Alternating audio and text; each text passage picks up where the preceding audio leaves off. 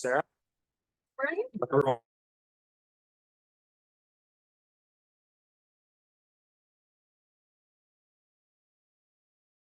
Council meeting at 5 o'clock, March 13th, 2024. Have temporary use permit application number 24-027-TUP 501 Elliott Crescent.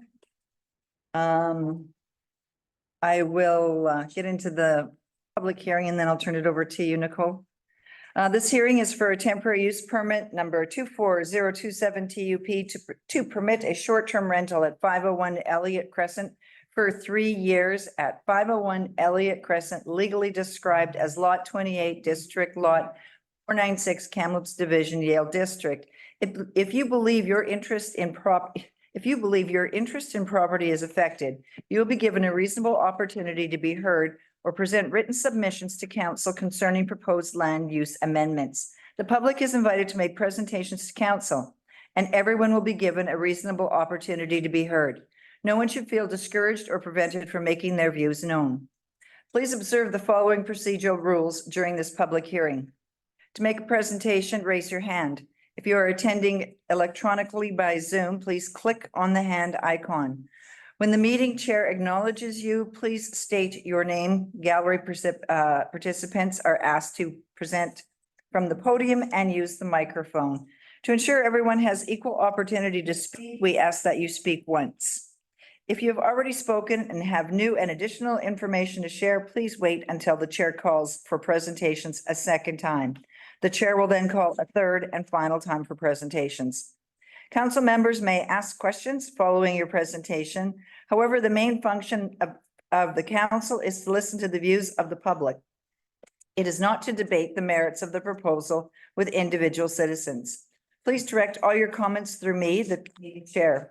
This includes any concerns about how the meeting is being conducted.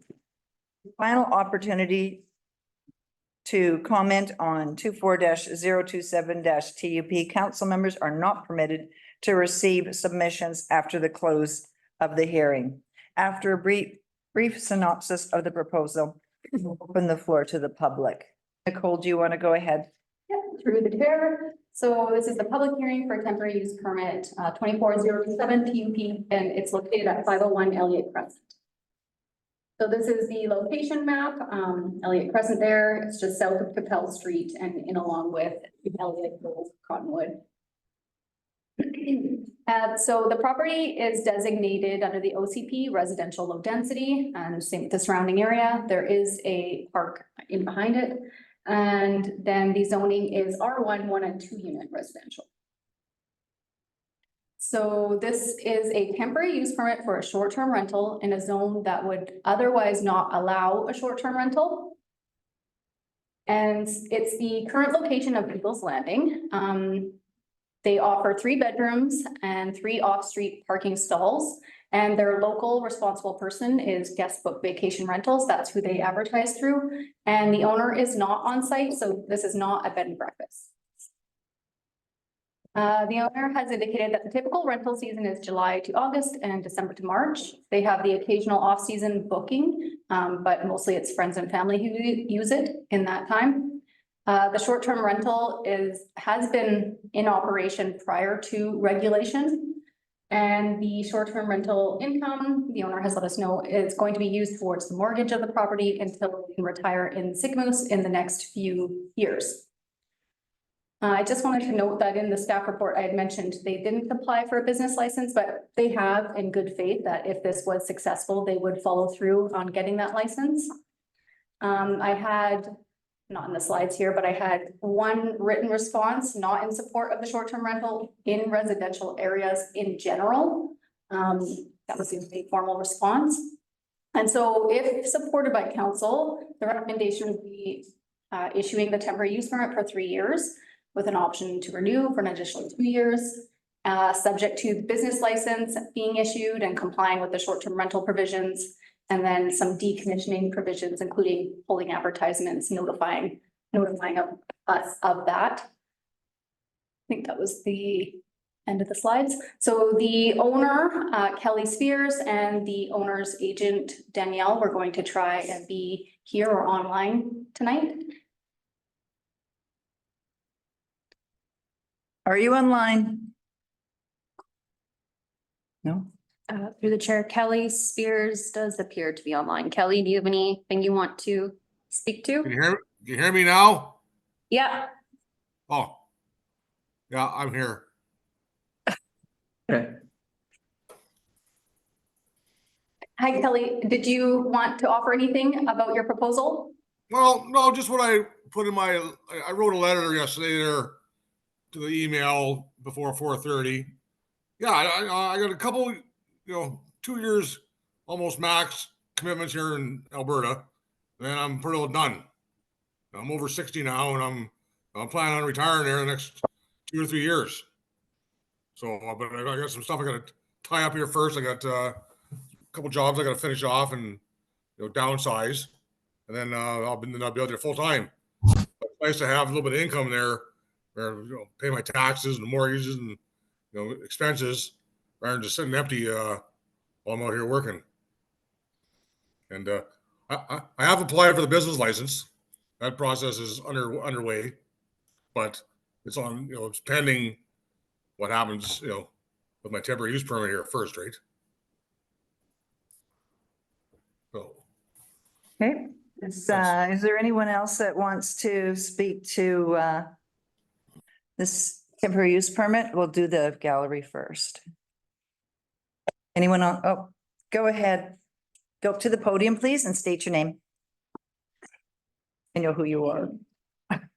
I'm Gwyneth Gow, and I'm just curious about this property with that modular that was put in at the time, had some issues and it wasn't really allowed, but it came before council. I'm not sure of all the details, but I'm pretty sure the owner had to do something to comply. And I'm not sure what it is. My question is to council, and what was it and has that been done? I'm going to defer to CEO Bennett. Well, thank you through the chair. And I don't know if I have this answer 100% correct, but I know it had to do with the permitted width of it, but that's what was not in compliance. And I believe they've done an extension with a deck to make it wider, so it was in compliance. So I believe there was work that made it had to do with the width of the modular that was put on there, and there was an addition added afterwards. Okay, thank you. Gallery or online, anyone else that wants to speak to this? I'll call a second time. I'm going to call a third time. Okay, thank you. This public hearing is now closed.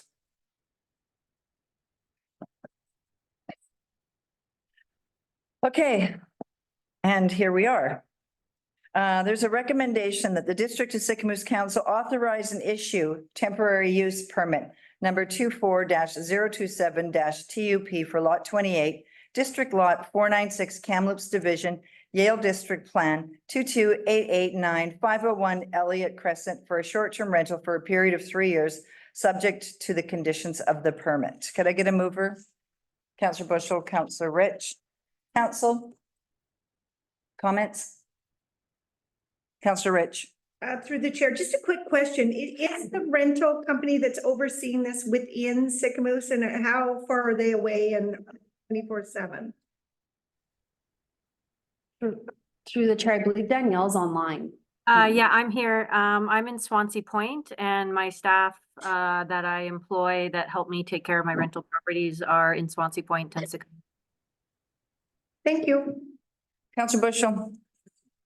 Through the chair, Nicole, you said you had one letter of concern, or was it a complaint or just a concern? The response was not in support of short-term rentals in residential areas in general. So they don't want to see them in residential areas. It wasn't specific to this application, but it does apply to this application. Has this applicant had any bylaw complaints or anything like that? Yeah, bylaw had no concerns and they didn't bring any concerns to my attention. Great, thank you.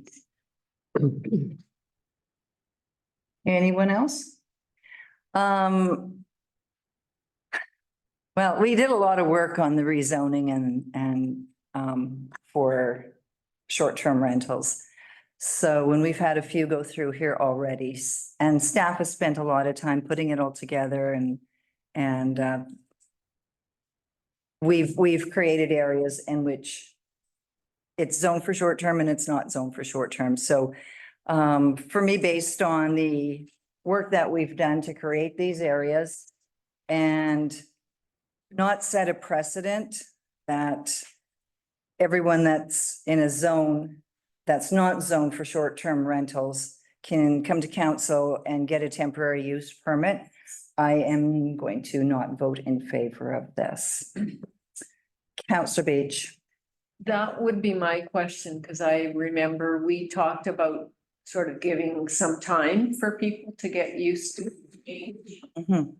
But I couldn't remember how long we were planning to allow. Just 1 year? We're there.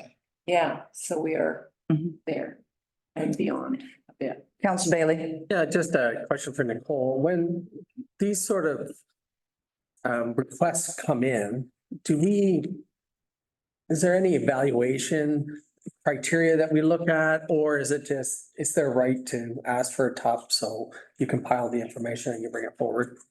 Yeah, so they can certainly apply for whatever they like. I think what's important is our preliminary conversation with applicants, bringing their attention to the regulations coming into place and then having that grace period. I know we had 3 properties successfully get a temporary use permit and took advantage of that, I guess, grace period there. And they had, based their cases too on retirement and having a plan in place to remove the short-term rental after a certain period of time. And so that's been our process, is checking it against everything that we communicated to the public possible, providing that to the applicant, and then letting them decide if they still want to apply and try and get a temporary use permit for short-term rental. Go ahead, Councillor Bailey. And just a follow-up question. So maybe you can just briefly go over the zones that we do allow this in. And correct me if I'm wrong, that in the areas of tree streets and everything, we blanket said no short-term rentals there, but in maybe I'll let you Yep. explain. Yeah. So through the chair, so we have MUR2 that allows a short-term rental or tourist accommodation. C1, 2, 4 also allows tourist accommodation, and C6. And then country residential also allows it. R1 does allow bed and breakfast, but the owner has to be on site or an employee on site living there operating the bed and breakfast. And so that's why actually in this case, it wouldn't qualify as a bed and breakfast in the R1 zone. Any more comments from council? Councillor Bailey. Yeah, just a question about available parking at this location. What, is it on site or is it mostly on the road? For this proposal, it's all on site. So they had 3 parking stalls off road.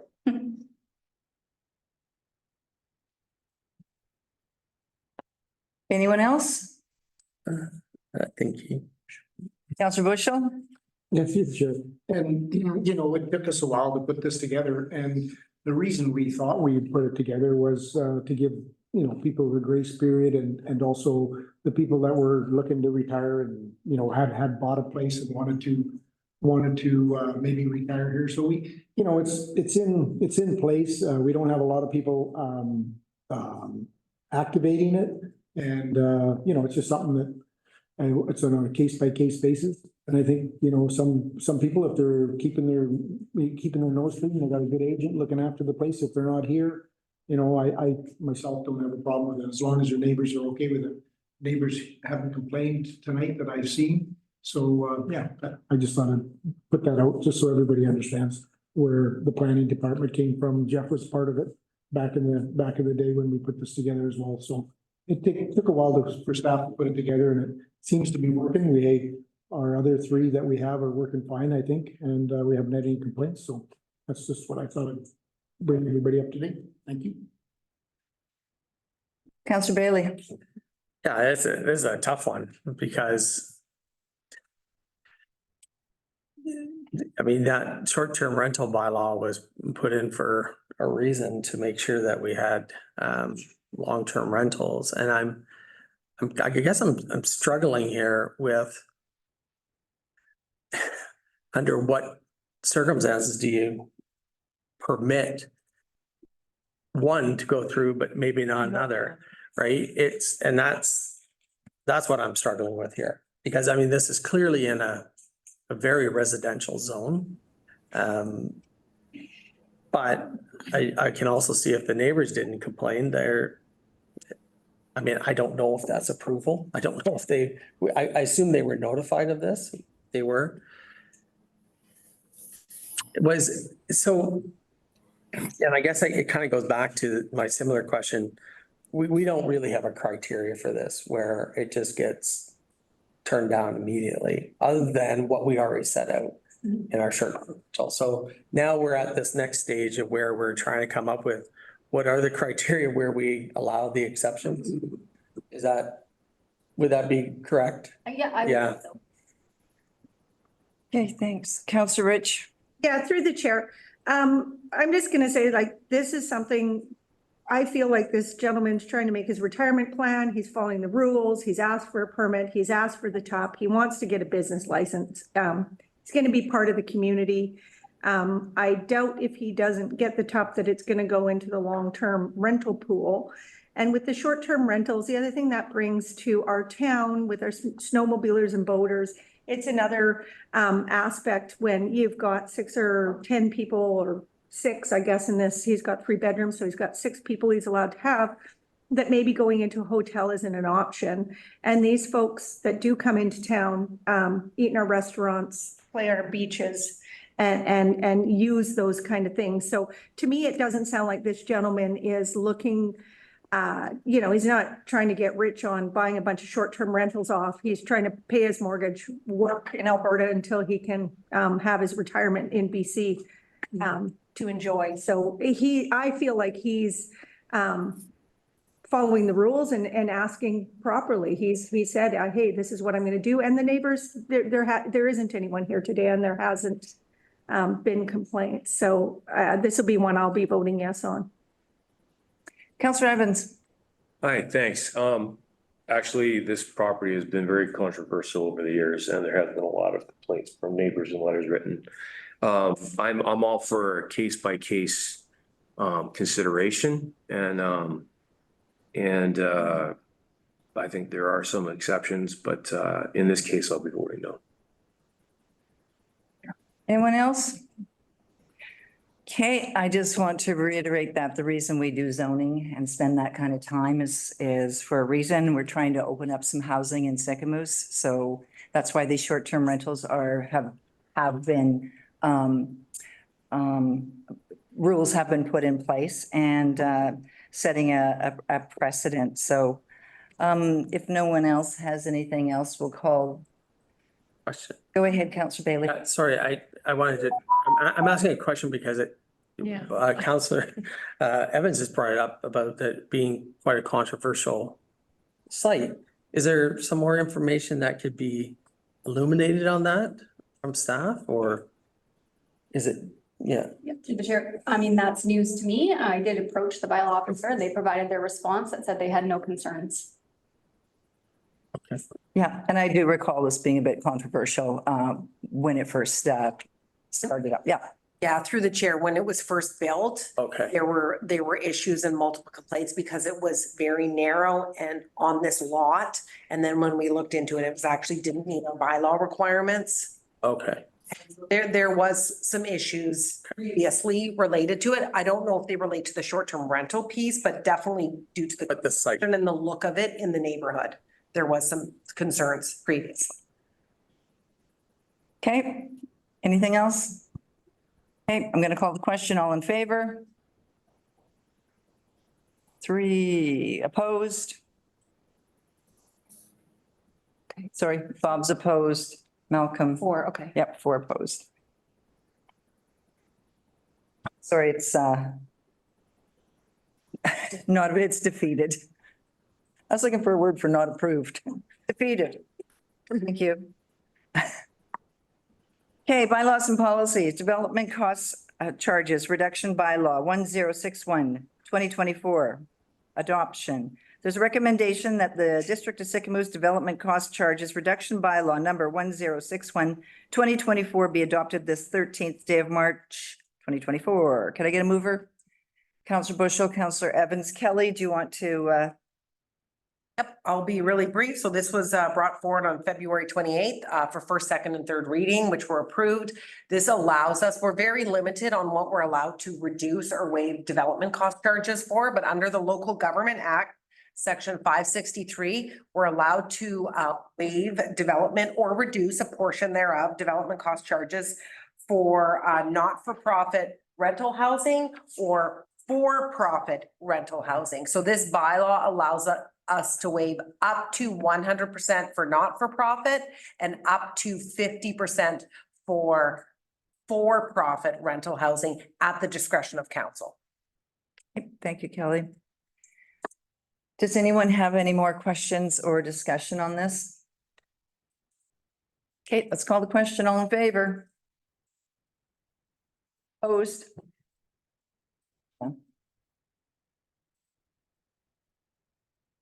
Okay, housing agreement bylaw number 1062/2024, adoption. Recommendation of the District of Sycamore's housing agreement bylaw number 1062/2024 be adopted this 13th day of March 2024. Can I get a mover?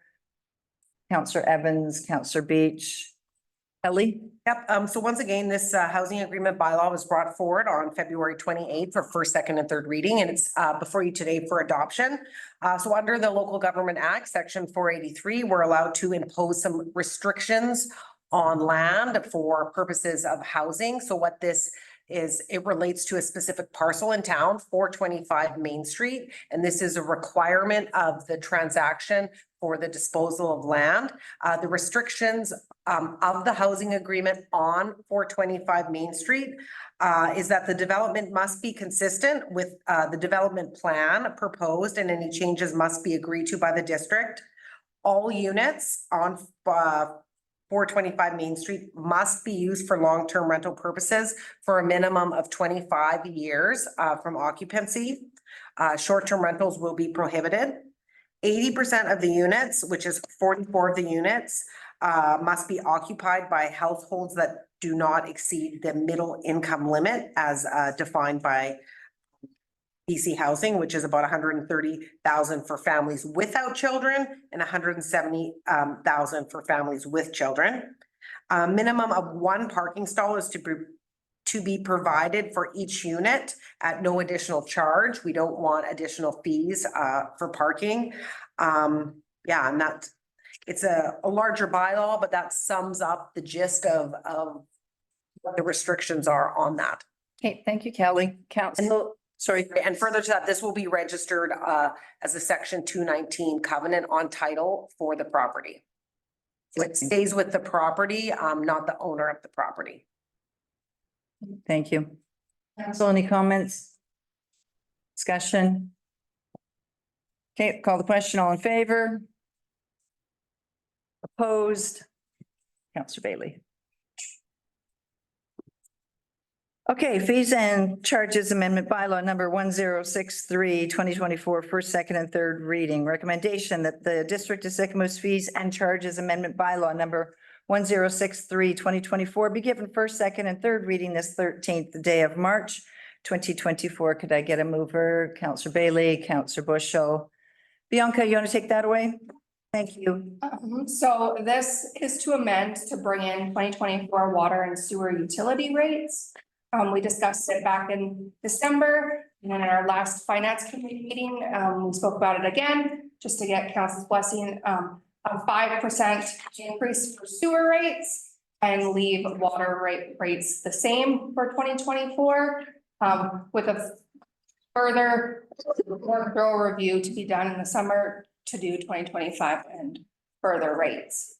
So looking at the bylaw, so we're replacing it with a new schedule. The changes there, so the sewer rates have been increased, kept everything in order, sewer rates increased by 5%. There's also additional wording based on our discussions in December.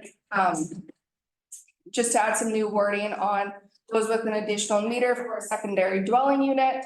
Put in new wording that fixed fee can be reduced by 50% as long as that unit is used for long-term housing, which we get an owner declaration for that. New wording to assist staff with meters not functioning properly, putting wording in there on how that's dealt with. And yeah, so financial implications of this bylaw results in about $18 for the average user, an additional $18 for their sewer. And one other note I just want to point, this is kind of thing with all the changes in our zoning bylaws when it pertains to our Sickness sands and silver sands. So our previous bylaw had it that you could not live there all year round, where we've taken that out. So this little diagram right here, which I'm sure previous council remembers discussing, was to prorate the stratified property per unit charge if they were only open for a partial year. And it related to our zoning bylaw not allowing it. Now that because our zoning bylaw does allow it, changing this to it will only be prorated if the strata can prove that it's closed for a specified period during the year and that period does not change. So if there's the option of people living there all year round, this applies and no proration. So just bringing attention to that. And yeah, open for any discussion.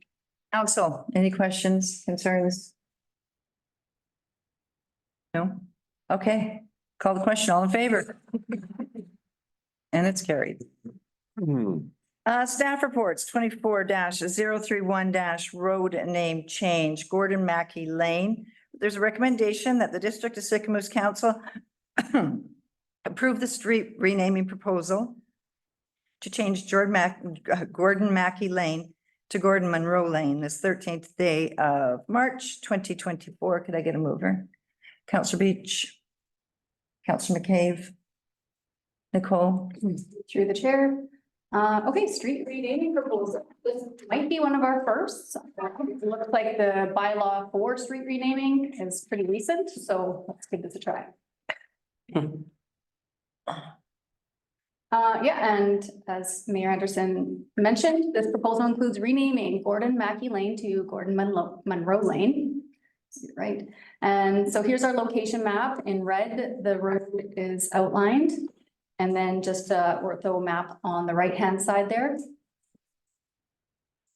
Okay, so the purpose of the application is to recognize the person who donated the land free and clear to Eagle Valley Senior Citizen Housing Society in the early 1970s to be used for the sole purpose of seniors housing and activities.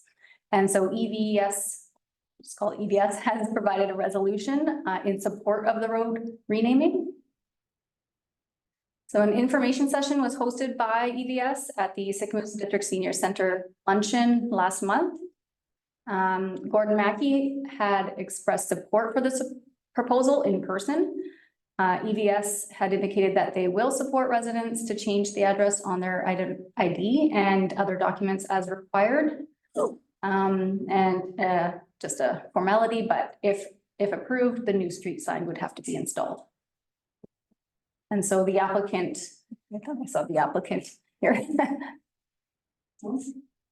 Yeah, okay, I can't see him. Might want to add something more. Jeff, did you want to add something? State your name, please. Jeff Malmas with Eagle Valley Housing Society. Now, this was a bit of a process that started back in October, November last year. And council, the board of Eagle Valley Housing Society approved me to have discussions with Gordon Mackey, which we did. He signed a letter, which you have, approving it. And then when we had the open house at the senior center, he stood up and point blank said that no politician should ever have anything named after My hopes and dreams have just been crushed. them. Sad. Just in case Colleen, you're getting any ideas. I was thinking about it just today. So, no, it's 100, and the Monroe family, if you go back to that road that goes in there, where Mackey Lane, the Haven, the tree property, the manor, the lodge, and the activity center were all donated by the Monroe family, and we met with all of them. Relatives, cousins, direct descendants, and they were opposed at first because they didn't want the recognition, but now they are. Good. So if council would approve that and hopefully pay the $30 to sign, because we don't have any money, that would be fantastic. Thank you, Jeff. Council, any questions, discussion? Let's call the question. All those in favor? Carried. Okay, Shuswap Trail Lines Contribution Agreement 2024-2027. A recommendation that council authorize the mayor and corporate officer to enter into a contribution agreement with the Shuswap Trail Alliance for a 4-year term from January 1st, 2024 to December the 31st, 2027. Could I get a mover? Councillor Beach, Councillor Evans. Bianca, do you want to take that? Yeah, so Jen Bell House came to council November 22nd, 2023, to present progress report on the last 4 years. Council decided to just pause the signing or agreeing to the agreement until our budget deliberations were coming to a close and we kind of knew where our tax increase was. So bringing it back now. So the agreement is for $6,020 for 2024 with an annual increase of BC CPI to a maximum of 5%. So really minimal budget impact. It's already being included in our current proposed budget increase. And yeah, if council wants to discuss anything further. None of the real terms other than that have changed. Thank you, Bianca. Council, any comments, discussion? All in favor? And it's carried. District of Sycamoose and District Chamber of Commerce Agreement for Service 2024 to 2026. Recommendation that council authorize the mayor and corporate officer to execute the agreements or services between the District of Sycamoose and the Sycamoose and District Chamber of Commerce as presented this 13th day of March 2024. Councillor Beach, Councillor McCabe. No, I can't. No, I gotta step out. Might be a Oh, I conflict. thought you were putting up your hand. No, I can't. I'll replace. Thank you, Councillor Bailey. My daughter works for the chamber and I can't give her a raise or nothing like that. So Oh, that's good. Okay. Any discussion? Sorry through the chair. So Councillor Beach moved and then Councillor Bailey and Bianca's going to give us a quick overview. So this is for the agreement with the chamber for our visitor information center, music in the park, and the concession operations. And so we previously had a 1-year agreement. I've gone over this agreement thoroughly with Sheila, and she took it to the last meeting that the chamber had and presented their tweaks. So this is where it's being thoroughly reviewed by both staff and chamber. The draft agreement in front of you for your consideration is a 3-year term. The chamber felt like this would give more opportunity for long-term planning and that. An annual fee increase of BC CPI to a maximum of 5%, very similar to the one we just approved with the Shuswap Trail Alliance. And then we've also, I just want to go down to the actual agreement itself, just to kind of, so 3 years, CPI. Some other just tweaks is we've got a better understanding of kind of their hours of operation. So we thought, you know what, for clarity, let's put it in the agreement itself. So we included that. Their Hours have to comply with requirements from Destination BC, so we included that word in. Increase the amount to 72,000. There's no longer an office space within that they're using within here, so we took that out. So we just put space for the operation of the bit. There were comments just about the cleanliness around the concession, so just making sure we have it in there that they're required to keep the concession inside and both just the outside clean, and to contact district staff if there's anything additional that, you know, doesn't really lie in that scope. Music in the park. So one thing, music in the park this year, they ran into was nights that they had to cancel with, you know, smoke, storms, all sorts of things. So we just wanted to be really clear in here that this agreement gives us a minimum of 6 nights, and that gives them flexibility to move slots and build it also in their contracts with their performers. And then should 6 nights not happen, we will discuss any reimbursement, but we want to make sure all their costs are covered. And lastly, just because this is moving into a 3-year agreement, they have to start, the chamber has to start getting any of their funding in place in October for the following year with Destination BC and all of that. So with that in mind, making it so that notice must be received by October 1st for the termination for the next year. So, and it kind of aligns with when we start budget deliberations as well, and just right after the summer happens. So if something crazy happened, we have that in there. And also just putting clarity around that this would need to happen, either an approved resolution by our council or in their case from their board. Yeah, so that's where the draft agreement's at for you. Yeah. Thanks, Bianca. Council, any comments, discussion? No, all in favor? And it's carried. Okay. District of Sycamore's financial report 2023 Q4 update, just for information. Bianca, do you want to go ahead? Yeah, so this is just how our year's gone. Pretty in line. We had some ups, we had some downs. We had additional sales of service. One of the big things, our fire department was very busy this year. So that's one reason why our sales of service is up so much.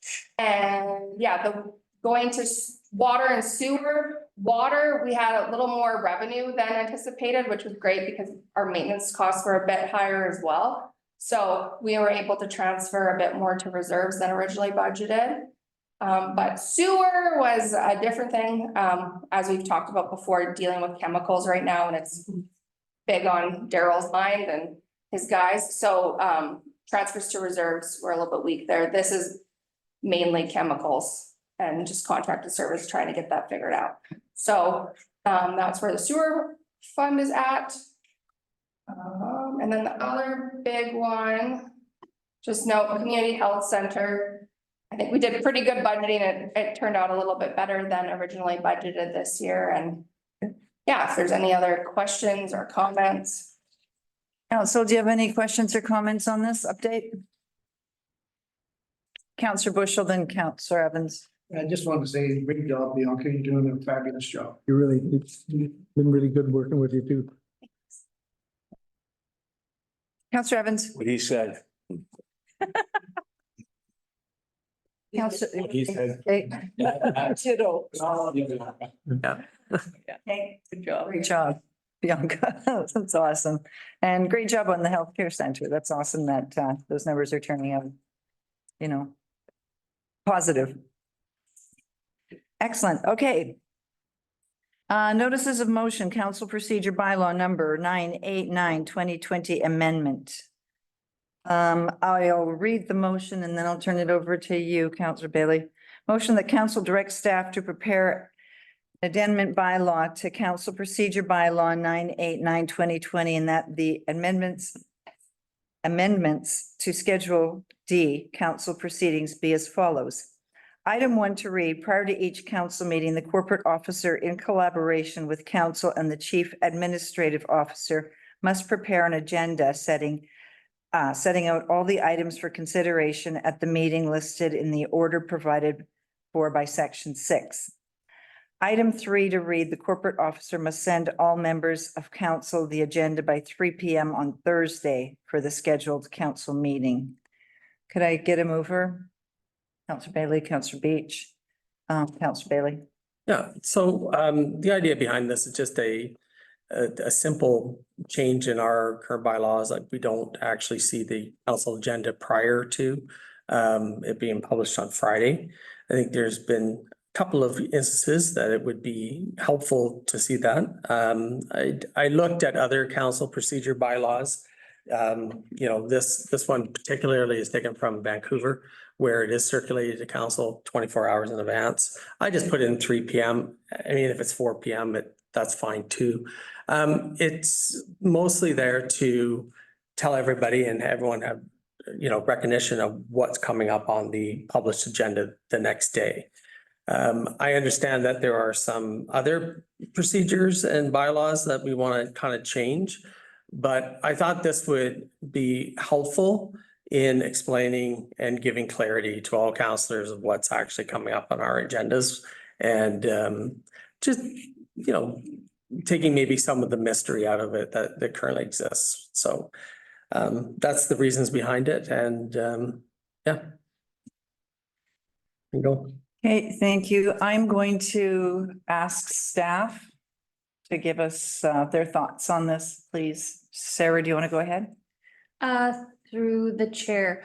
So with this bylaw, we recognize that it needs to be updated. And so staff has been reviewing the best practices guide for council procedures and has been doing research. In the research that I've completed of over 30 different bylaws, the agenda is either set by the corporate officer or the corporate officer and mayor, or a combination of the corporate officer, CAO, and mayor. I did not find an instance where it is set by council as a whole. And I would just caution, one thing is to send what's going to be on the agenda prior to the public receiving it. But if council wants to provide input and make changes to what would be on the agenda, I would caution that if it's in an email with all of council, quorum is there. And for transparency, we would not want to deprive the public of being involved in that decision-making process. And with that, there is a mechanism for council members to indicate what they would like to have on the agenda. It's Wednesday, the week prior of the meeting. In addition to that, when council approves the agenda, they can amend it at that time and they can consider late items at that time too. So that's just my points from a staff perspective. I have concerns with how efficient we'll be at producing the agenda if we have now 7 people involved in the process. And I would also just again caution about quorum and depriving the public of an opportunity to see how decisions are made. Kelly, go ahead. Just and further to Sarah's comments, like I think it's one thing to provide council with what's going to be on the agenda before it goes public, just so there's no surprises, right? So I think we can 100% achieve that, but having a discussion and like approval of the agenda by council before it goes is different. So yeah, you go ahead. I just want to clarify. I tried to choose the wording here very carefully. It does not say approval. And that's, specific, and it just, I think it can be sufficed as, hey, we're putting agendas together. We will have this to you on Thursday. I don't think that we should change the procedure. Like I put the notice of motion here, that's totally acceptable. We can clear up that language a little bit, but I think when I mean collaboration, I mean, hey, this is what's coming on COW. This is what's, coming down. It's not meant to be a veto of 7 people, like, we're voting on this. And so that's not the intention. And that's why I said in collaboration, it does not say that council has to approve the agenda, and nor do I envision that. Yes, go ahead, Kelly. So further to that, just so there's clarity and we can tweak the procedure bylaw, so it reads how, what desired way to go. But I mean, if it's just that, you know, by the end of the day, Thursday, we'll try to have the agendas, it's done as much as we possibly can. We'll send it out to council saying, look at, this is what we've got. And then there might be a few tweaks between, Sure. I doubt it, because we'll probably know, but we will send it out on, we can word our procedures bylaw that they're sent out at the end of the day, Thursday, for council, so that at least council has the opportunity to review it before it goes public. Doesn't mean council's giving us input on changes. Because the problem lies when, you know, let's say Councillor Beach says, oh, I don't like point B, but then Councillor McKay says, well, I like point B. Well, that discussion should be in a public meeting. So if it's just a matter of seeing the agendas prior to them, the public, just so you have that bit of heads up, we can definitely tweak our procedure bylaw to make that happen, for sure. So Kelly, you guys, on Friday, when you're getting the agendas out, like you guys are rushing around and getting reports and things like that. Is there an opportunity there on Friday to send it out to council just a couple hours before so they can see it prior to making it public? Yep, we could say, you know, Friday by noon, council, 4 o'clock, regular. I mean, we're really working hard. I mean, staff is very busy and doing the reports and trying to get all that information together in a timely manner so it gets on the agenda and it goes through a review process, right? So there is a lot of work that's happening behind the scenes. We're used to it, but it is like agenda-itis because it's every 2 weeks. And so it doesn't end, and our life revolves around agendas, which is perfectly fine. That's what we get paid to do. So that time frame of when council realistically is going to look at those agendas, because we're doing all this work and we're trying to get it done quicker. But, you know, if council doesn't really want to look at it until, you know, Friday morning, or like, we don't, you know, the more time we have, the better. And we want to make sure council feels comfortable with the agendas too, right? Councillor Beach, Councillor Rich, and then Councillor Evans. Thank you, through the chair. I think for me, that we just had kind of a thing with an agenda item that I think kind of was blown a little up because we didn't feel ready to make a decision on it. And had we had a chance to defer it before it went to the public, like if we'd said, okay, I don't feel ready for this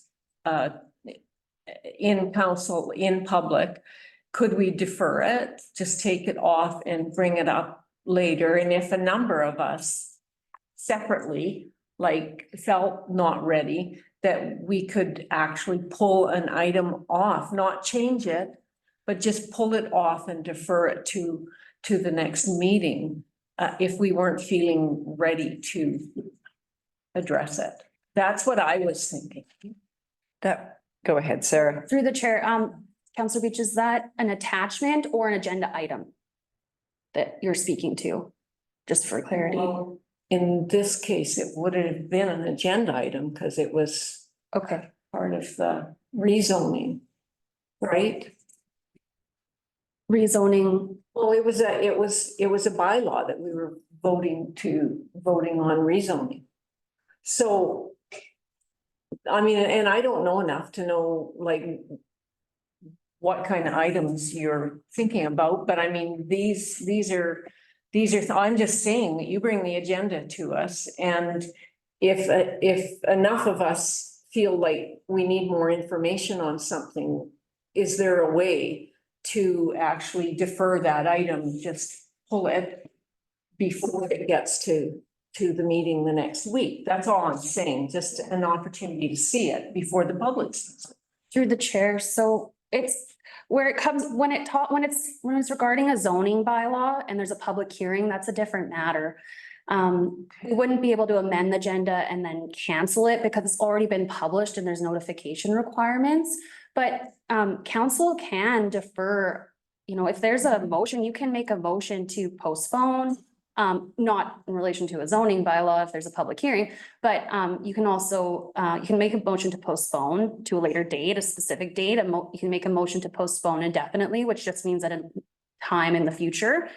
You can also, you know, when you approve the agenda, you could amend the agenda to remove that item based on the fact that you don't feel that you've had enough information. So there are mechanisms in place, and maybe there's just, we need to, you know, provide a little bit more, you know, maybe there's really deep dive into council procedure bylaw, because we haven't done that yet. And that was the intent of the review and bringing it forward, was that there would be a presentation and some discussion around, you know, how it works best for council. I don't know if I answered. Yeah. That's okay. Councillor Rich, Yeah, I mean, I would appreciate this, and I get that it's gonna be hard on staff, but it's kind of like daylight savings time, that after you get readjusted, then it's still the same 7-day period. It's just that adjustment period that's gonna be hard, and I absolutely respect that. And I don't expect it that everybody's piping in going, oh, here's the agenda. But I mean, having 24 hours notice for me, I mean, honestly, this week when the agenda came out, I was working and I had 2 emails on the agenda before I looked at it from concerned citizens, both of them who I didn't know, on the stuff they'd read on the agenda. And I had to say, honestly, you got it before me and I'll get back to you. So I would really appreciate that if we had a 24-hour kind of window just to read through, and then if we've got questions to ask and kind of just get our ducks in a row before, you know, the public sees it. And it's not that we don't want the public to see it. That's not what I'm saying. It's just so I'm versed on it and I know what's happening before my phone starts ringing, because it does ring. And I do appreciate staff time, but I mean, it is kind of like daylight savings time. It's gonna suck for a little bit, but then we just all readjust and start at a different time every morning. Councillor Evans. Thanks through the chair. I personally am fine with the way it is getting this stuff by Friday. After work, it gives me 4 days to look at it, and I'm even used to the odd curveball where it comes 24 before. I know it's not ideal and we don't want that to happen, but if it does, then we do our best. And we always have the option to table a motion if we don't like it. So I would like to personally let the staff have the additional 24 hours. That's my opinion. Thanks.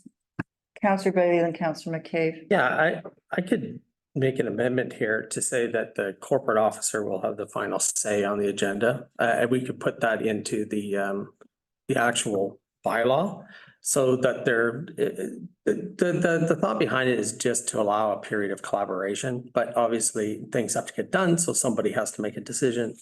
That would be fine. We see it 24 hours in advance, which I think is important. But you know, it's not here to make your lives miserable. And certainly if there is you know, we don't want it to turn into a source of friction or conflict. And so if something has to go on, then the corporate officer can say, no, it really does have to go on because it's a public hearing or anything else. Those aren't items that we're talking about. Those are built into the system that we have to actually go through. So, you know, if that would provide staff some clarity, I have no problem doing that either. Councillor McCabe. Yeah, I know I just have one vote, but I've been a councillor for about 10 years now or something like that, so I've got a little bit of experience. It's been working so far. I mean, it's not broke, don't fix it sort of thing. You know, it sounds pretty simplistic, but the way this is laid out, it does create extra work for staff. It shortens the time frame, and it does add sort of almost another layer of a council meeting on top of to decide what's on the agenda. I mean, we have opportunity to submit agenda topics that cut off noon Wednesday, and then it's posted noon Friday, you know, roughly. That gives us Friday afternoon, Saturday, Sunday, Monday, Tuesday to get versed in whatever is on the agenda before we're in a public forum discussing the agenda topics. So the process has been working for me, and I think it's been working okay. And like our corporate office, I don't know how many different councils and how the procedures are for the establishing agenda. And no council input like on a collaborative effort as it's not part of the process anyway. I mean, individually, we can submit any topics we want on any agenda. And then it's posted, we'll cut off Wednesday afternoon and it's posted Friday afternoon. And then we've got, you know, Friday afternoon, Saturday, Sunday, Monday, Tuesday to review it and get prepared to discuss it in public. So I'm going to be voting against this. Thanks, Councillor McCabe. Councillor Bushel. Yeah, through the chair, I mean, I don't want any extra staff time either. I'm not sure if it's clear, are we talking agenda item as just a, you know, we're putting, you know, the dog park on the agenda or attachments and all the attachments, because I know those take a long time to put together. And it's just nice to know ahead of time, just, you know, because my phone does ring too. And somebody will call you before you've even read the agenda and they, you know, it's just nice to know a little bit ahead of time. That's all I say. And not a whole bunch of attachments or anything, just what's on the agenda. And because anytime we want to put something on the agenda, we just pick up the phone and call Kelly or talk to Sarah and we, you know, she can talk to Kelly about it. So, you know, I do like to have a little bit of notice. It would be nice. That's my opinion. Go ahead, Kelly. Yeah, through the chair, and I can totally appreciate that a little heads up before the public gets it would be appreciated. What I would warn about is the discussion about what's on the agenda. So we have the procedure bylaw, it's very clear. We never say, like, we don't say no to stuff on the agenda. So if a councillor wants something on the agenda, if they give it to us, we put it on the agenda. If the delegation wants to speak, if it's within our time, we put it on the agenda. We have applications we process, we put it on the agenda. So we are, you know, so, and then it comes to council and then council can choose whether they want to amend the agenda or not. We don't cherry pick, we just process, we have our rules, we follow them, we put it on the agenda. So I'm happy to work towards getting council the agenda as soon as possible prior to it being made public. But what I would be mindful of is feedback from council. Like if you have a question about something, that's fine to ask, but to be you know, debating what's on the agenda, that actually should be happening in a meeting. That's the only piece. So, yeah, to Kelly's point, I agree. I think this is going to create more work for staff. I do agree with if staff wants to see the agenda prior to, if you can get it. Like I generally don't read my agendas till Saturday or Sunday anyway. So, I mean, creating more work for staff. I mean, it's to Malcolm's point, I think it's been working great. So I think it's going to be a little more complicated. I don't think it's going to be as straightforward as we'd like to think. And it's not best practices. I mean, right now it's working, but this is not best practices. So, and Sarah has done like 30 municipalities and districts. So Councillor Bailey. Yeah, I would argue that it's not best practices. This is how Vancouver operates. I mean, that's one municipality. Every municipality has a different way of doing it. But actually in Vancouver, councillors get the agenda, the full agenda, and it actually says the full agenda with all written reports 24 hours in advance. It says that. So it's been a practice there. So it's not like what I'm saying here is unprecedented. It's not. I think, I mean, obviously I put this forward, so I'm going to vote for it.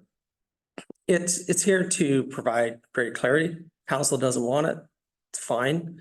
But I think we could have an improvement in our process, and that's why I'm putting this forward. You know, rather than being frustrated by it, here we go, right? I'm saying, like, I think this is going to make it better. I think there's ways that we can do this that is not going to give staff a bunch of extra work. I think there's ways that we can do this that is going to increase collaboration around this table and understanding and all those good things. So that is the spirit in which I'm putting this forward. If council feels otherwise, totally fine. But this is not to debate the agenda or give vetoes. It's to actually work together on these things. But at the end of the day, like I said, I'm very comfortable with the corporate officer having the final say, like if things have to go forward. But this gives us an opportunity to work together, I think, more cohesively as a group. And that's the spirit in which I'm putting it together or forward. And yeah, so I guess that's all I would say. Okay. And I don't know how it's going to be more collaborative because the agenda is going to go out. We can't discuss it anyway, right? I mean, you'll know what's on the agenda, but it's not up for debate or discussion. So, Sarah and then Pam, or sorry, Councillor Beach. Oh, through the chair, I was just gonna add that in the review, so there's 30 or so procedure bylaws that I looked at. The majority, it's the corporate officer sets the agenda. So staff would go so far when we look at amendments that we remove the mayor and corporate officer. Because to be honest, the mayor does not assist in developing the agenda. So that would be the direction that staff would like to go, just to alleviate any, just to increase transparency. I really don't personally agree with the idea of council being part of creating the agenda, because in that decision-making is occurring. And in that, the public is not seeing those decision makings taking place. So I would advise against it. Just based on the legislation and quorum and whether, there's some discussion around if quorum's present in emails, and that's why we want to limit the amount of emails where decisions are being made and there's advancing of district business. I understand the desire to have the agenda ahead of the public, and I don't see a problem with that, but it's the part about collaborating and creating the agenda that is concerning. Councillor Beach. Well, I'm just trying to sort of relate this to what we've just been through, I guess, because that's what I'm thinking about. And that, just to clarify, that would mean that in spite of the fact that we had seen a bylaw, a zoning bylaw come through, that we had done 2 readings on, that the particular meeting struck me that it wasn't, that a topic in a zoning bylaw seemed out of place for me as a what did you call it, housekeeping. And so at that point, though, that was would have been the 3rd reading. And do I have the right, you see, this is what I don't understand. Do I have the right at that point to say, hey, wait a minute, I'm not sure of this, and I can ask to defer it? Is that what you're saying? I don't know. Where does this apply and where doesn't it? If you're doing zoning bylaws.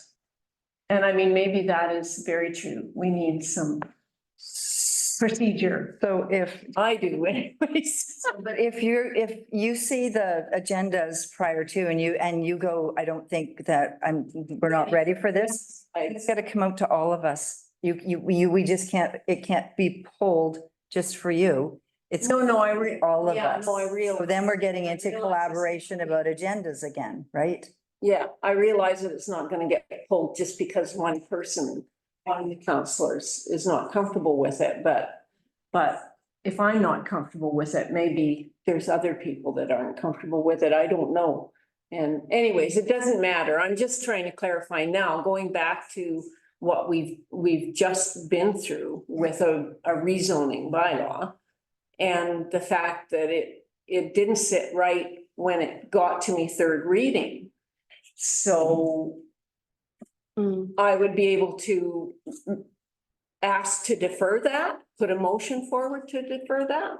I'm just looking for clarity on what To the chair, regarding if we're speaking specifically about bylaw 1044. Well, yeah, Okay, with that bylaw, the public hearing was scheduled, right? So the public hearing has to occur. You could not do 3rd reading, but then you open yourself up to receiving new information and then having to hold another public hearing.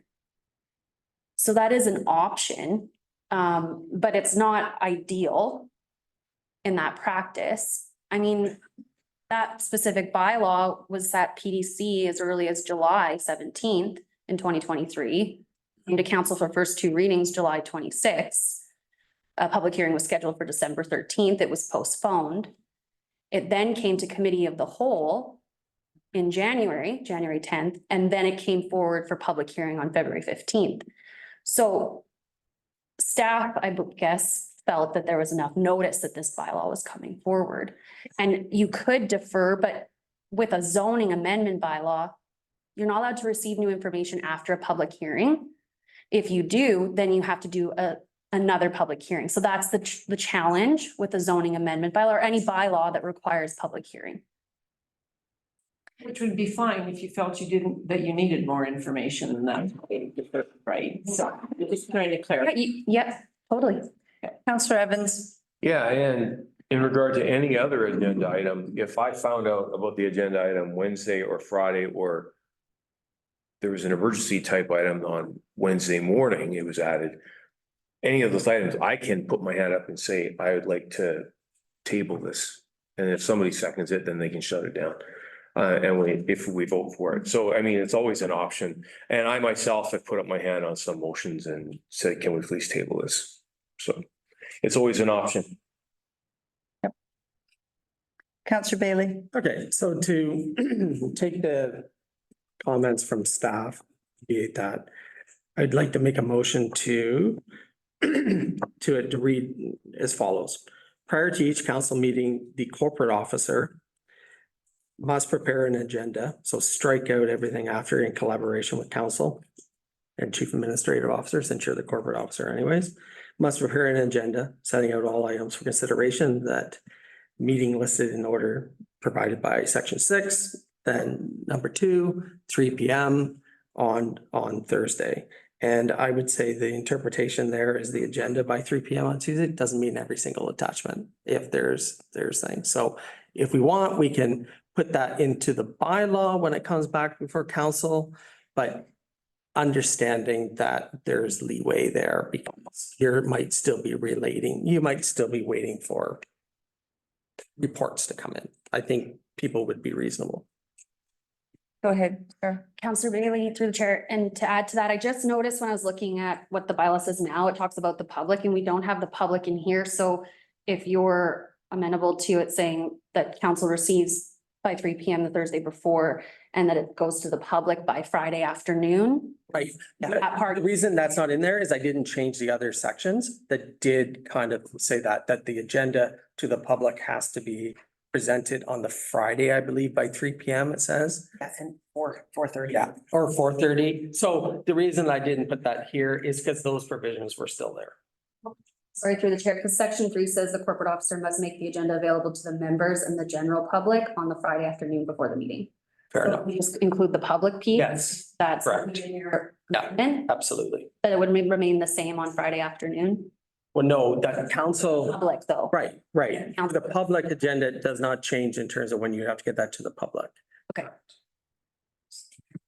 Go ahead, Kelly. I make a special request. Instead of it being 3 p.m., we'll say 4:30. Just Yeah, because that's totally fine. the extra time at the end of the. Absolutely. Yeah. Yeah, no problem. We can, 4:30 is, And what happens if it slides to Friday morning? Is everybody going to be okay? I think people are gonna, We will, Staff will do our best to ensure that council gets the most complete package they possibly can by end of day on Thursday, because that's our goal too. I mean, the last thing we want, every other week, our Fridays, we're slammed till the end of the day.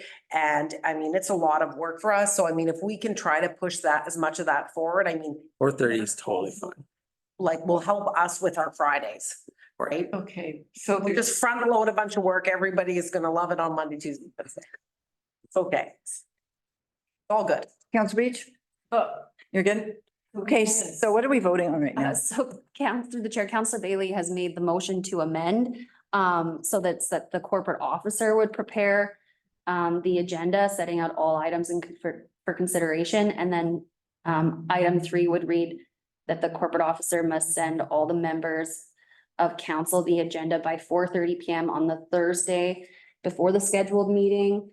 And that the general public would receive the agenda by Friday afternoon before the meeting. Right. And so he moved it, so there's no seconder yet on that motion to amend. Councilor Rich? Okay. And then through the chair, the main motion just needs to be voted on, so the main motion is amended. Okay, so Okay, so the main motion right here as As amended, we've got a first and seconder, so we're voting on this right now.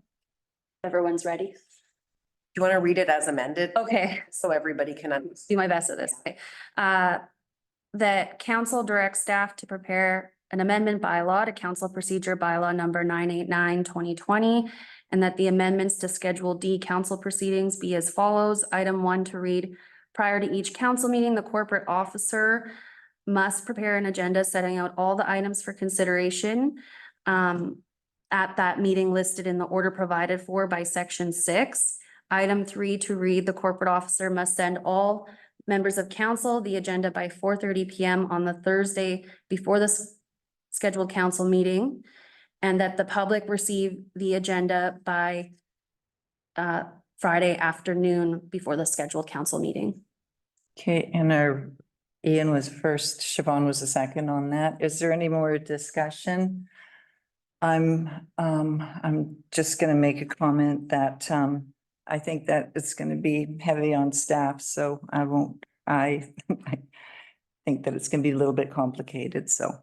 Anyway, we will call the question. All in favor? Opposed?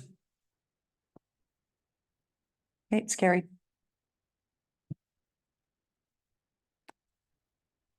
Okay, resolutions. Revised strategic plan 2022 to 2026 term endorsement. Kelly, there's a recommendation that council endorse the revised strategic plan 2022 to 2026 term this 13th day of March 2024. Mover? Councillor McCabe, Councillor Beach. Kelly, you speaking to it? You know, we met in January, so if we go up to the top, just for clarity, we wrote refresh January 2024. There was a few we met, we went over this, did a few modifications to it. I thought it would be appropriate to formally adopt the refreshed strategic plan, and then we'll regroup again next year and see if we want to refresh it even further, but. Okay. All in favor? Oh, sorry. Sorry? Discussion? Yeah. Oh, sorry. Moving right along. Go ahead. I just wanted to discuss tourism recreation. We discussed it last time about trying to have Siobhan come into the tourism and recreation, and I kind of just touched base with Bob and about and Ian about having Siobhan help out with recreation because she's so involved with the rec center. So I don't know, is it a problem to have 4 of us on there? Or does one of us have to bow out, or what's your thoughts, Kelly? This is completely up to council, Okay. portfolios or councils. Yeah, and we had decided that 3 people was probably enough on a portfolio when we pulled these out to start with. And I think there was some conversation that we had about not having portfolios any longer. And I don't know where that conversation went. It wasn't. Okay, The- so- Chair, from my understanding, it was that it would be revisited and that there was not a desire to change the portfolio system quite yet.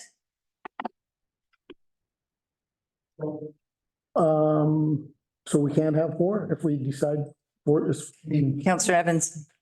If you'd like to keep it to 3, I will gladly place myself with the woman intuition of Councillor Reg. Wow. Hit for the team. Thanks, Bob. That would be a smart thing to do if you wanted to go 3. I'll happily stay on it if you're fine with 4. Okay. Councillor Beach. Should we maybe have a meeting? Discuss portfolios again? I don't know how does council, we've deferred it, so I don't know when council wants to revisit it. But that's not on the table now. No. No. Yes. Okay, so Bob's backing off and we're just voting on this. Yes. Okay. All in favor? Are we, yeah, I think we've got this. The chair, do we need a motion to further amend to remove Councillor Evans in that place? Okay, is someone making that motion? I'll make that motion. Seconded, Pam. All in favor of Siobhan replacing Bob?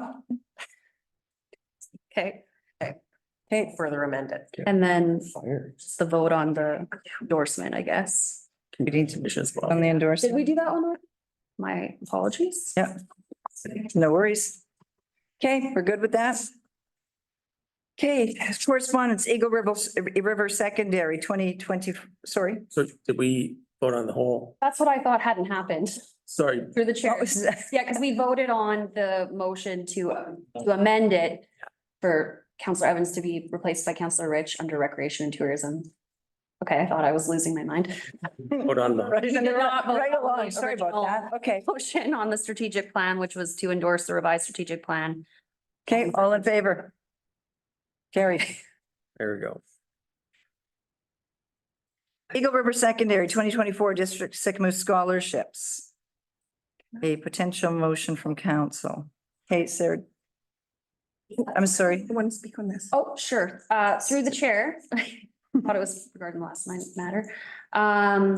So this is correspondence from Eagle River Secondary School.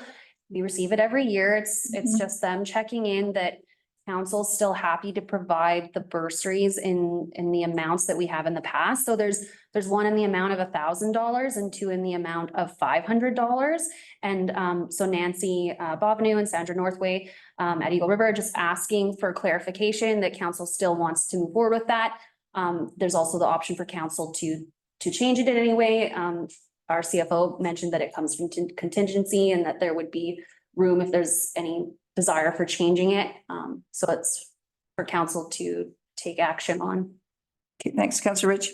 Through the chair, yes. So I'd like to just address this and let everybody know, 4 years ago, we had 17 grads coming out of Sycamoose, and this year we have 30 grads coming out of Sycamoose. So again, this is huge for our community because this means families are moving here. So we've got $2,000 allotted, and I was gonna ask Bianca if she had any extra money, but Sarah already said she does. So I would suggest that we put another $500 scholarship towards this. These are our future and these are our kids, and we got a great group at the high school, and to have double the grad class, it would be incredible if we can give one more kid a scholarship, in my opinion. Bianca, go ahead. Sure, Kelly. Clarity on like, so we award the scholarship in June at grad. Mhm. And then we don't actually pay it until the student goes to university, provides us with documentation, and that's when the expense happens. Just wanted to clarity there. Perfect. So we want to make a motion that we want to add a $500 bursary. I will make that motion. Could I get a seconder?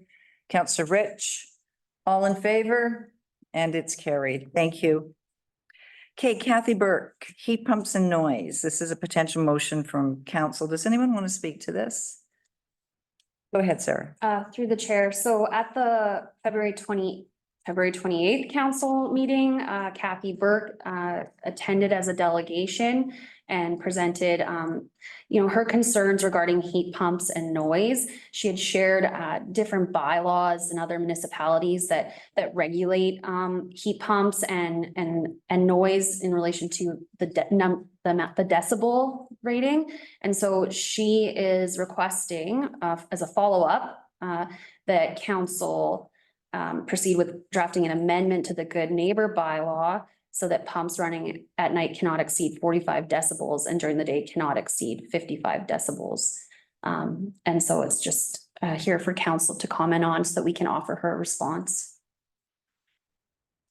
Thanks. Councillor McCabe and Councillor Beach. Yeah, I'm not sure, but I think when this was brought up at the previous council meeting, didn't council direct staff to look into it? So I think we've already taken action as council, deferring it to staff to look into. Through the chair, from my experience, from what I took away from the meeting, it was mentioned that that was an option, but there was no direction from staff at that time. Although I do know that our bylaw enforcement officer is willing to look into it. There would have to be some research involved before a bylaw could be drafted. So Go ahead. Finish. Sorry. Yeah, can I, Oh. because I think I was trying to say that maybe there's other reasons why the decibels, because none of them are supposed to be producing the decibels that they're producing. And I think I made reference to, do we know the impact of placing a heat pump between two metal or vinyl portables or whatever they're called, trailers, and resonating and where it's placed. And so I guess maybe I didn't ask for a direction or make the right motion, which is quite common. And, but I thought that we could have someone look at that and see if it's just a placement issue that can be solved by regulating where people can put their heat pumps. Councillor Bailey and then Councillor McCabe. Yeah, I mean, I really think this is a strata issue, and I brought that up there, that, you know, stratas can regulate a whole number of different things. And I know Vancouver, North Vancouver, they always have very, very strict regulations just because of the compact nature of those towns and the density of them. I don't know if we should be getting into decibel levels and having a reader going up there as part of our bylaw regime. Like, I just looked up, just for example, 55 decibels, they listed as a normal conversation. A residential street, an electric fan, a moderately quiet home is 55 decibels. And then an electric toothbrush would be 55 decibels. So it's kind of like, if you want a super quiet strata, then I really feel like the strata can make those rules. And I do wonder if I would actually like to hear from the strata, if they would like to come to council or give us a reason why they haven't enacted it. Because I wasn't quite clear whether the strata has dealt with this, but they actually decided that they didn't want the rules, right? And so I don't know if we can go back and ask the strata, like, if they've actually already dealt with this issue, and the owners might have just decided that no, they don't find it to be an issue. So anyways, that's just kind of my comments on it, but. Councillor McCabe. Yeah, I guess I don't have anything to say on it really. I kind of agree with Councillor Bailey. If it's in the strata should deal with it. I don't think we should blanket our whole community on that or spend staff time looking into it. It's a one-off isolated issue right now and it's strata related. So I think it's fair to defer that to that strata. I think that Kathy, when she was in here, she did say that she tried to reach out to her strata and wrote them letters and they weren't getting back to her. They just didn't respond. Correct. But it's still a strata issue. Sorry, I spoke out of turn there. No, that's okay. That's okay. She's just reaching out and looking for some direction and yeah. Okay, well, perhaps we should go ahead, Councillor Bushel. I think she's wrote a letter to us. We'll have to respond, right? And I don't want John to spend any time on it either. But I mean, if he wanted to spend, 15 or 20 minutes just looking into it and then we could have a response, I don't know. But we have to respond. We can't just ignore it. Can we direct, how do you guys feel about directing staff to John to go over and have a look and report back? I think he has. Oh, No, sorry, go ahead. I don't know I don't think he has. my understanding of John, and everybody correct me wrong, is that he has gone over there, investigated it, but the issue was that we do not have a bylaw, so therefore no further action could be taken. So we don't have a noise bylaw. And am I correct in that? Yeah, through the chair. Yes, that's what he said. He also doesn't have anything to measure decibels. And he also mentioned the same thing that you did about just a normal talking voices would have triggered what they were talking about. Willing to look into it, but also knowing that we would need some tools for it and of course, time. Councillor McCabe. I think our general response should be that it's a strata issue and she needs to get the attention to strata. Yeah. But reply. Councillor Beach. Except that I think that she wasn't getting any response from the strata, so she came to us for help, so. And support, which. I mean, the way I look at it, it would be pretty simple to walk there for John and see how many heat pumps are in between buildings in the whole, there's got to be more than just that heat pump. And see if this is an unusual situation where the heat pump is in buildings or you know, there are some quick ways of looking at that and seeing whether or not this is an isolated situation with a heat pump or a really sensitive person. Counselor Evans and Counselor McCabe. Thank you through the chair. I just think that we can't circumvent, so I'm agreeing with the original idea that we cannot hold off strata at this point. It's got to be referred back to strata, and as much as I'd like to help Kathy at this point, we have to let her pursue that angle and not have our staff do something that's not in their purview at this point. Yeah, I agree with Councillor Evans. John doesn't have a decimal reader and we don't have decimal bylaw, noise bylaw regarding decimal levels. And I think in my opinion, the strata that's not listening to Kathy is John would need a strata resolution for permission to go on that private property to even look at that issue. Yeah. And then now we've got a staff member going on to private property, asking permission to go on private property to deal with the strata issue. So. Thank you. Well, perhaps we should write a letter to Kathy and let her know that she needs to deal with her strata. Yeah. Okay. Do we need a resolution? Do we need anything for that? Through the chair, it's helpful if It's the good. desire is to respond to Ms. Burke, just advising that council will not be looking at amending the good neighbor bylaw at this time regarding to address heat pumps and decibels. And would suggest that she to further discuss with her strata. Mhm. Okay. I'll move that. Yeah, you want to move that? Seconded. Malcolm, all in favor? And it's carried. Okay, BC Association of Farmers Markets letter of support to BC Ministry of Health. Sarah, do you want to speak to this? Yes, through the chair.